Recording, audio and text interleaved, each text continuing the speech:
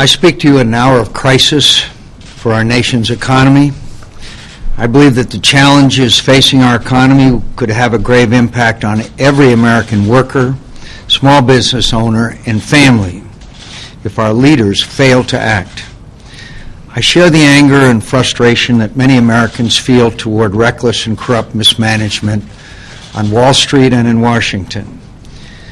I returned to Washington last week to work on a bipartisan rescue plan. It was the only plan that at that time on the table lacked enough support to pass. It also lacked sufficient accountability and transparency to justify the expenditure of the taxpayers' money. At the time, the concerns of all members were not being heard. My colleagues were worried about the size of the plan and the risk it posed to taxpayers.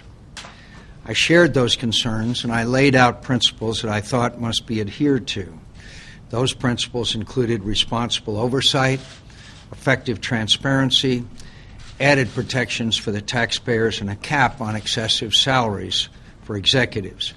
I also believed that the legislation should have no earmarks. I worked hard to play a constructive role in bringing everyone to the table. The plan is now significantly improved.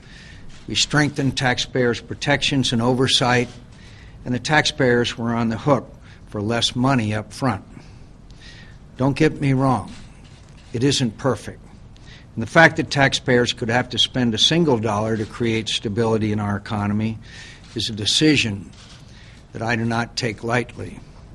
I was hopeful that the improved rescue plan would have had the votes needed to pass, because addressing the credit crisis is of vital importance to families, small businesses, and every working American who must be assured that their assets are safe and protected and that our economy will continue to function. Today I've spoken to the Federal Chairman Bernanke, Secretary Paulson, congressional leaders, and now it's time for all members of Congress to go back to the drawing board. I call on Congress to get back, obviously, immediately to address this crisis. Our leaders are expected to leave partisanship at the door and come to the table to solve our problems. Senator Obama and his allies in Congress infused unnecessary partisanship into the process.